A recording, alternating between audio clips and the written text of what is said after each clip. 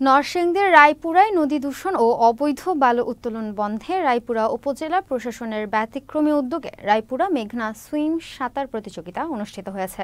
শনিবার Raipura runners community ও উপজেলা প্রশাসনের যৌথ আয়োজনে 3টি ক্যাটাগরিতে দিনব্যাপী এই সাঁতার প্রতিযোগিতা অনুষ্ঠিত হয়।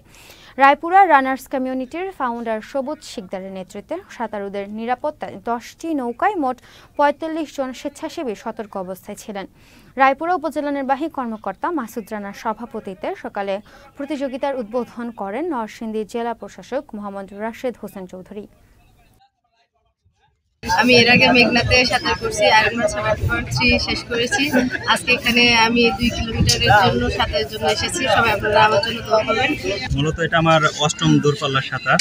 আমি বাংলা চ্যানেল ইতিমধ্যে ফিনিশ করেছি, সেটা আপনারা জানেন যে টেকনিক থেকে সেন্ট মার্টিন এবং বিভিন্ন ডিস্ট্রিক্টে আমরা যখনই আমন্ত্রণ বা সুযোগ পাই তখনই খেলে থাকি। আমাদের এই সাঁতার প্রতিযোগিতাটি এখানে পাত্রশালা ফেরিঘাট থেকে শুরু করে নূরপুর ঘাট তথা বিরামপুর ঘাটে এটি গিয়ে শেষ হবে।